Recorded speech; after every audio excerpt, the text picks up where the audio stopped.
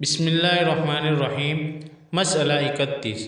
وطر کی نماز میں شبہ ہوا کہ نہ معلوم یہ دوسری رکعت ہے یا تیسری رکعت، اور کسی بات کی طرف زیادہ گمان نہیں ہے بلکہ دونوں طرف برابر درجے کا گمان ہے، تو اسی رکعت میں دعائے قنوت پڑھے اور بیٹھ کر اتحیات کے بعد کھڑی ہو کر ایک رکعت اور پڑھے اور اس میں دعائے قنوت پڑھے اور اخیر میں سجدہ سہو کرے۔ مسئلہ 32۔ وطر میں دعائے قنوت کی جگہ سبحانک اللہم پڑھ گئی، پھر جب یاد آیا تو دعائے قنوت پڑھی تو سجدہ سہو واجب نہیں۔ مسئلہ 33۔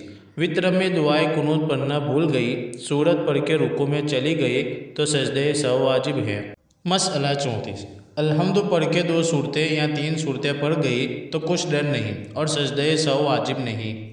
مسئلہ 35۔ فرض نماز میں پچھلی دونوں رکعتوں یا ایک رکعت میں صورت ملا لی تو سجدہ سہو واجب نہیں۔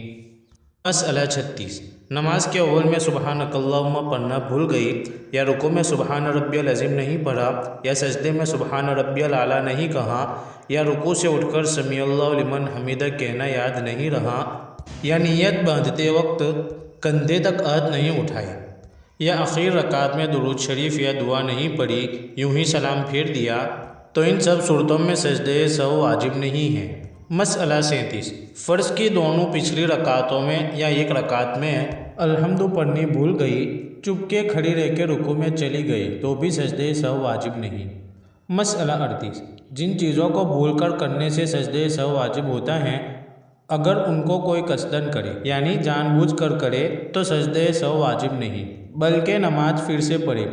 اگر سجدہ سہو کر بھی لیا تب بھی نماز نہیں ہوئی۔